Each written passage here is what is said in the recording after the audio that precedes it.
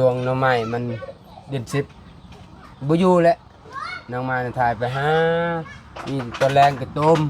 ไปตลาดเช้าใส่แดนนั่นก็คือเฮานี่พอนา2คนนี่พอคนละพอเดียวกันโดยบ่แม่นคนละพอคนพอเดียวกันแต่เลยว่าแม่มันเราแบบปัวปะจักใส่เฮ็ดได้เฮาเห็นเฮาต้องแบบเฮาเอาแม่มันก็ต้องเลยว่าเอาแต่น้อยนางใหม่นี่ยังน้อยนางท่านี่ยังน้อยเฮาว่าเลยชีวิตคือว่าชีวิตตกต่ำว่าจังซั่นนะจะอยู่นำเฮากัน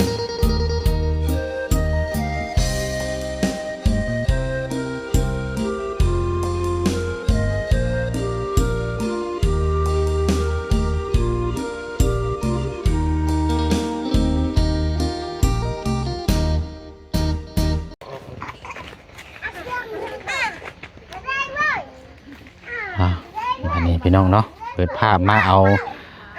มุมแบบคำมืดตื่นตานี่จักน้อยเด้อพี่น้องเนาะมื้อนี้ก็อยู่นี่แหละพี่น้องเนาะช่วงค่อยค่ำลงแรงอยู่ที่โซนที่พักที่เช้าสำหรับทางครอบครัวหรือว่าทางน้องน้องไม้เนาะน้องทายนี่แหละพี่น้องเนาะตั้งแต่เฮาฮู้จักน้ำกันเนาะสำหรับน้องไม้น้องทายแต่ว่าทางกับพอแล้วนี่ก็หรือว่าทั้งพ่อหน้านี่ก็ยังบ่ทันได้ถามไทยเพิ่นจักเถื่อเนาะพี่น้องเนาะถ้ามีโอกาสวันเวลามื้อนี้ก็ถามเบิ่งน้ำกันมื้อนี้ก็พี่น้องเนาะมื้อเช้านี่ก็ได้นำกล่องปริศนาเป็นเสื้อผ้าหน้าแพรของทางผู้ใหญ่ใจบุญเนาะก็มีแต่เกือบรองเท้าของเด็กน้อยพี่น้องเอ้ยเนาะก็พอได้ใส่พอบ่ได้ซื้อพี่น้องเนาะถ้าซื้อนี่ก็โอ้ยจักยามไหนแล้วสิได้ซื้อเนาะพี่น้องเนาะหาเงิน10 20 50 พัน5,000กีบจังสีเนาะเพื่อสิได้เพื่อสิหาได้นี่โมเมนต์ง่ายๆได้พี่น้องเนาะเอาเนาะอะไรก็ขอบมุกขอบใจขอบคุณขอบคุณทางผู้ใหญ่หลายเด้อเนาะเอามาเบิ่งช่วงค่อยคำลงแรงก่อนเนาะแต่ครอบครัวเพิ่นเฮ็ดหยังแน่เนาะทางน้องไม้น้องทายเนาะทักทายสบายดีและสวัสดีพ่อแม่พี่น้อง FC นำกันเบิดสุขุสุคนได้พี่น้องเด้อโอ้เนาะยังบ่ทันได้อาบน้ำอยู่นี่เนาะเอาสบายดีทางน้องไม้ป้าเป็นจังไดลูกได้ยี่บ่อน้ำไม้เนี่ยไปหานะ2 ถุงได้2 ถุงขายแล้วบ่ขายแล้วได้เท่าไร2 ถุง 25 2 ถุง 50 2 ถุง 50โดยว่ายังขายราคานี่คือเก่าอยู่เนาะโดยโอ้เดี๋ยวเอาเบิกก่อนเช็คไม้ก่อนอันนี้ใส่ข้อเสือเจ้าแล้วมือละ2 ถุงก็เอาแล้วมือละ50,000เนาะโดยจังไดใครกลัวเฮาบ่หาได้เนาะโดยเอายังบ่ทันได้อาบน้ำได้เบิ่งนี่เนาะโดยโอ้เฮ็ดยังใส่เฮ็ดกินก่อนค่ำตอนแรงๆนี่ลูกมีหยังแน่มีแนวหิ้งอยู่ได้กินอยู่บ่มีแล้วได้ยังกินซื้อไก่ฮะไก่โดยง่วยไผต้มไก่เบาจันซื้อโอ้ทางบ่จันเขามาหาบ่โดยโอ้พอดีได้สิพากันกินนี่เลยบ่โดยเอาดีแล้วเนาะโดยเห็นแล้วบ่เสื้อเห็นแล้วใส่ได้จักโตเจ้า2 โตโดยอันกางเกงได้ส่งได้ใส่ได้อยู่บ่โดยพอดีอยู่บ่พอดีแต่ว่าน้องเจ้าน่ะใส่บ่ได้พุ่นน่ะเนาะโดยเรายังน้อยอยู่ทางน้องไม้ทางน้องท้ายเนาะโดยน้องท้ายบ่ผิดบ่ถูกอะไรพี่น้องเนาะเพราะว่ามันสละอายคือกันโดยอันเกือบได้ใส่เกือบเล็กน้อยได้ใส่ให้น้องพอดีอยู่บ่เขาก็คู่กันในกล้องอันนี้มีหลายคู่อยู่ได้10 9 คู่พุ่นบ่จักโดยเดี๋ยวเอาหันมาทางนี้ก่อนเนาะพี่น้องไอ้ผู้เนาะสบายดียาเด้อเห็นยังกันนะโดยเอาทางกันพอน้องไม้น้ำเด้อโดยเนาะเอาคันได้มาแล้วกับข้างเลขได้นี่พี่น้องอันมาพี่ก่อนก็ได้เจ้าสัมาพี่ก็ได้เนาะมาทักทายสบายดีพี่น้องใกล้ๆก่อนเนาะให้เพิ่นฮู้จักน้ำกันเอาเข่ามากน้ำกันใกล้ๆกับน้องไม้นี่ก็ได้เนาะ พี่ เป็นจังไดเนาะโอ้ยมันจิตำหัวได้ยับหมอพี่คน โอเคเนาะ โดย ไปเฮ็ดให้เจ้าช่วงนี้กันเนาะ โดย ใกล้แล้วบ่อ้าย ใกล้5 หลัก ฮะ 5 หลัก ไกล โดย อ๋อแต่ว่าอันในการปลูกข้าวปลูกหยังนี่ใกล้สิแล้วบ่ ยังแต่ประมาณ4-5 มื้อนี่แหละสิแล้ว สิหามื้อ โดย อืมเฮ็ดแต่ให้อย่างเดียวบ่อ้าย แต่หาอย่างเดียว โอ้ บ่มีอันในดินมาปลูกฟังกับบ่มี โดยหมองไปเฮ็ดนี่4-5 ลักเนาะ โดย โอ้ก็ถือว่าไกลเด้นี่เนาะ ใกล้ อื พอสมควรเลยไป อันนี้ย่างบ่คือขี่รถไป ขี่รถอีห้างนี่แหละ เอารถห้างกันบ่ โดย นํกันจะคนไป 5 คันเดียวนั่นบ่ โดย ซ้อนนํกัน ซอน 5 คน โดย บ่แม่นบ่น้องไม้5 คนคันเดียวเลย โดย ช่วงนางไม้ไปบ่ได้ไปหาหน้ำไม้แบบมันแล้วไปขี่ห้างเฮาก็ย่างตีนช่วงก็เฮาจูดแล้วก็นะไปยามให้แน่ ให้นางไม้นางตายทั้งน้องเรา ขี่รถเนาะ โดย อันทางน้องไม้นี่ขี่รถจักรเป็นหรือบ่สรุป โดย โอ้เก่งแล้วซะเนาะ โดย ถือว่าเพื่อเป็นหันเป็นนี่มาเนาะพอได้ขับขี่เนาะ โดย โดย เก่งเนาะดีแล้วซะเนาะแต่ว่ารถเกิดอยากคือว่าในเนาะสภาพเนาะ โดยมื้อนั้นเบรกหลุด อ่าน ทั้งอ้ายทั้งน้องมันเบาลาวมาซอย50,000กีบซื้อเบรก อ๋อใส่เบรกใหม่บ่ โดยหาขอบใจทั้งน้องซอย อืม แบบยานอันตรายทั้งคือลูก แม่ น้อย น เฮา แหละเนาะ ไปนำทั้งแม่ตู้ อืม 5 คนมันลงคอยมันก็เบรกบ่อยู่เบรกหลุด เพราะว่ารถนี่มันต้องเบรกได้สำคัญเนาะ โดย อืม เลิกกับมันให้50,000 โด ก็ ย ได้เงินลูกก็อยากซื้อเกิบซื้อหยังก็บ่มีลูกบ่หาหน่อไม้ก็ อืม มีแต่จงให้ลูกซื้อเกิบในซื้อแนวอื่นขนมก็นอกก็ตอนได้เข้าทางเบาบุญบ้านป่าทางเบาบุญบ้านเบาบุญสารวันให้ทางเขาก็เลยให้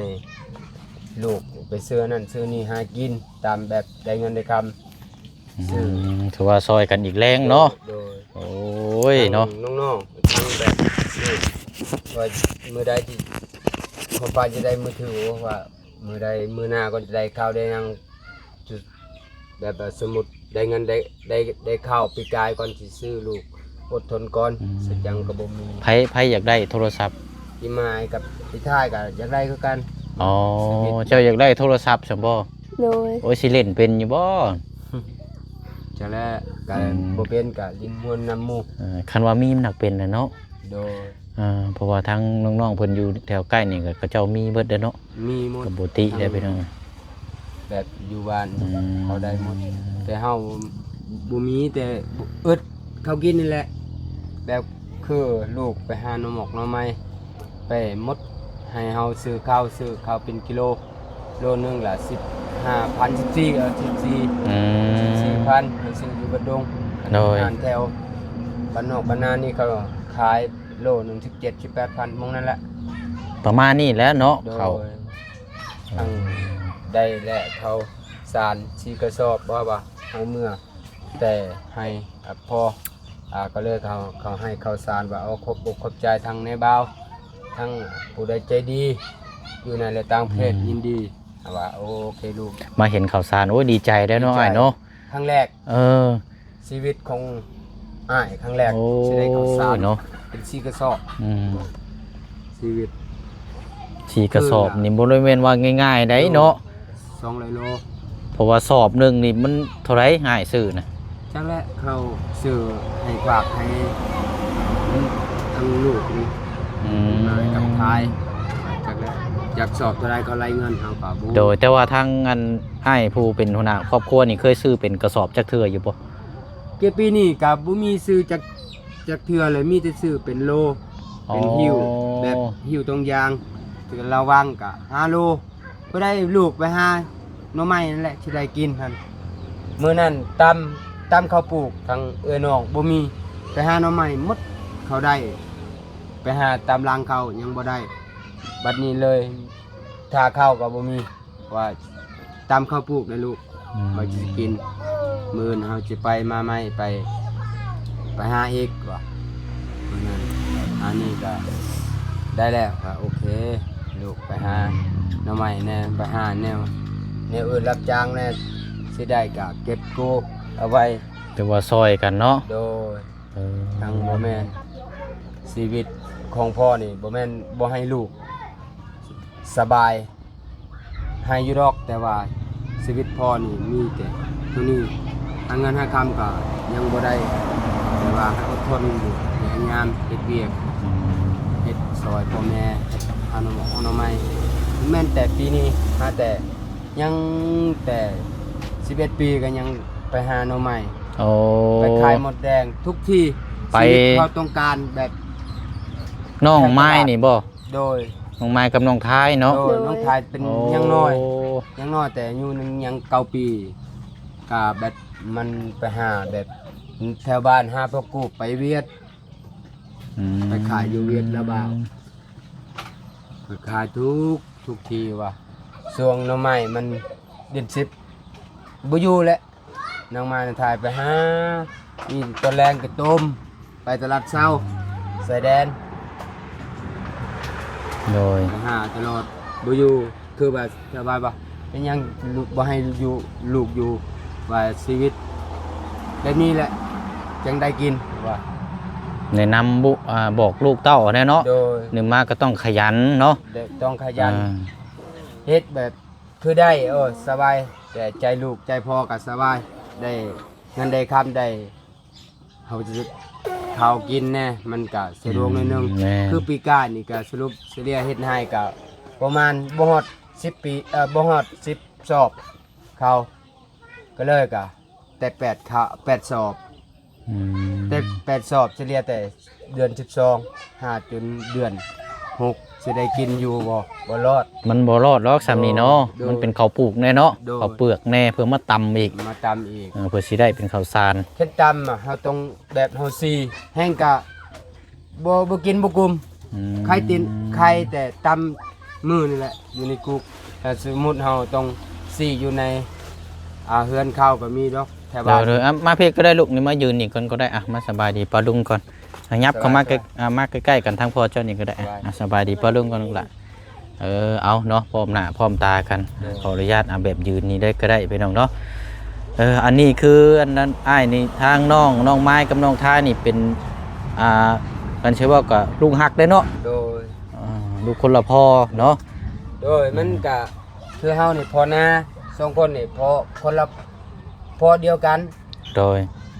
บ่แม่นคนละพ่อคนพ่อเดียวกันแต่เลยว่าแม่มันเราแบบปัวปะจักสาเหตุได้เฮาเห็นเฮาต้องแบบเฮาเอาแม่มันก็ต้องเลยว่า เอาแต่น้อยนางใหม่นี่ยังน้อย โอ้ นางท่านี่ยังน้อยเอาไว้เลยชีวิตคือว่าชีวิตตกต่ำว่าจังซั่นนะไปอยู่นำเฮาก็คือเก่าคือเดิมนั่นแหละบ่มีนะ เบิ่งหยังก็กันไปจังซี่แหล้วเนาะ โด โอ้เอาก็ซ้ำลูกเต้าเฮาแท้ๆหั่นแหละเนาะ โดย เพราะว่าทางน้องๆเพิ่นก็ได้หยังขายหน่อไม้ก็โอ้อยากให้พ่อเราอะเมื่อวานนี่ก็เนาะ โดย ให้พ่อ25,000แต่เฮาสิเก็บไว้25ให้พ่อเติมน้ำมันเราอะ โดย เออ ที่เลือกสิไปมื้อเช้านี่ไปเอาเงินนี่นางไม้นี่แหละไปหาให้เฮาแต่50 อืม เอาไปซื้ออยู่ปั๊มเต็มทางขึ้นภูเวลาไปหาอีกลูกไปหาบ่อยู่เด้อลูกเด้อว่าสเตอร์รถก็ยังเฮียนอยู่อ่ะ สเตอร์รถก็เฮียน โดยเอาขึ้นบ่ได้แล้วลูกก็ต้องสู้ๆลูกเด้อไปหาหน่อไม้หาแนวได้เงินได้คำเวลามันเหนื่อยต้องพักเด้อลูกเด้อว่าอย่าให้ไปแต่เช้าแบบแถวกกไม้กกไฟนั่นยานอันตรายแบบงูไปจนจะ8 โมงก่อนจะไป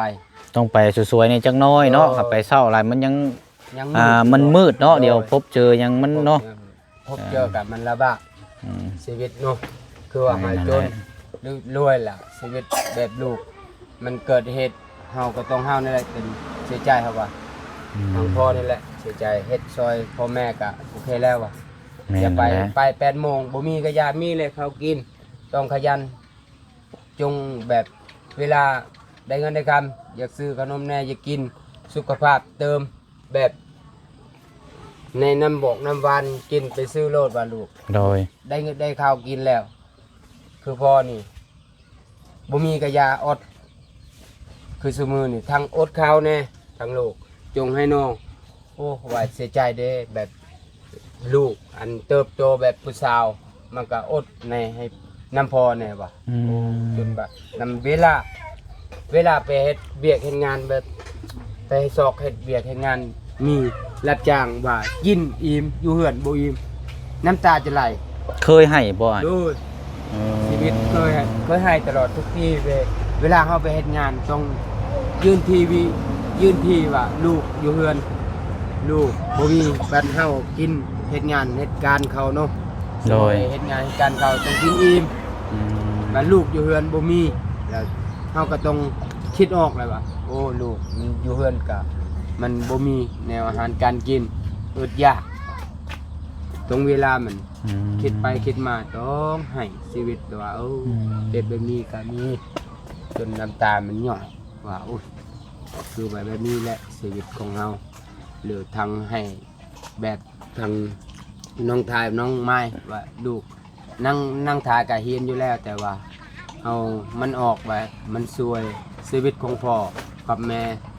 ทั้งน้องเนี่ยอยู่บ่แม่นน้อย8 คน เบิ่งน้องนุ่งแน่เนาะ เออ ออกจากเฮียนกะ แบบเวลามันก็ขาดเสือขาดทรงนอกแล้วก็ได้เงินนะครับ เวลาช่วงฤดูไม้แคมไปหาแม่แคมอีก โดย บ่อยู่ โอ้ ไปหาแม่แคมต้องซื้อเป็นกิโลขายดิบไปขาย40-50 พันซื้อให้น้องเสื้อแน่บางเถื่อซื้อเกิบให้น้องแน่ส่วนหลายมีแต่ทุ่มอยู่ในเราจักอีห้างนั่นแหละ โดย เฮาก็อย่าไปสบายนู่นนึงนะชีวิตแบบให้มันพูดไกลหาหลักอันนั้นแหละชีวิตของเฮานี่ นักสุดนี่แบบเคยพบเจอบ่แบบว่าเหตุการณ์ที่แบบว่าแบบเขาหน้าบ่พออยู่พอกินเคยนั่งให้นั่งหยังอยู่บ่ครอบครัว เคยแบบเป็นข้าวขัดแข้งแรงกัดโมนี่ก็ชีวิตแบบลูกๆน้องๆนี่ว่า อืมๆ โอ้ยสิบ่มีคือลูกน้อย มันให้ต้อง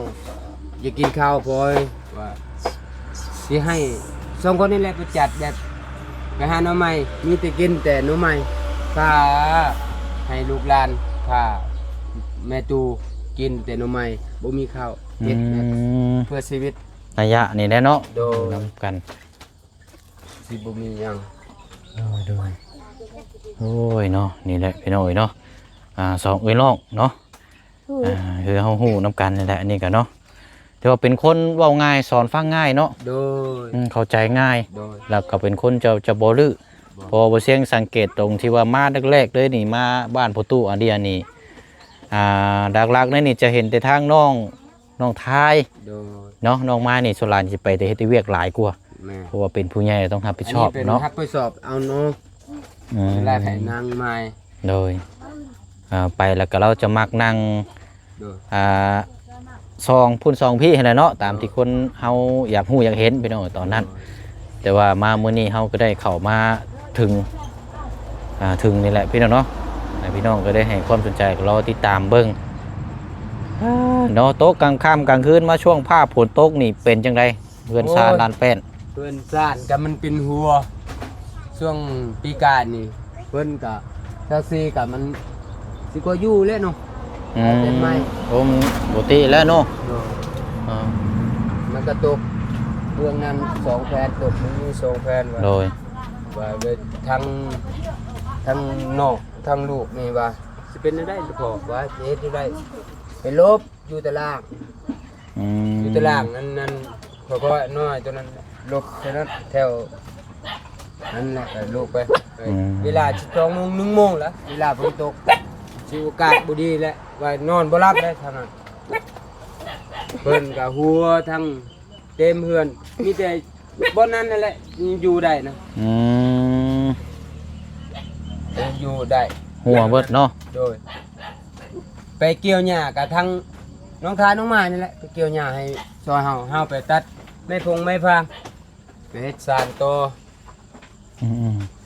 มาแล้วไปเกี่ยวหญ้าทางหน้าทางละน้อยผาพุ่น อืม ไปแก้รถจักรนี่แหละ เกี่ยวหญ้ามามุงเนาะ โดย เพราะว่าสังกะสีนี่บ่มีเงินซื้อเนาะ มี เอาว่าแบบนี้รถเนาะ 9 ปีเลย โอ้โธ่ 9 ปีเลยซาซีตัวนี้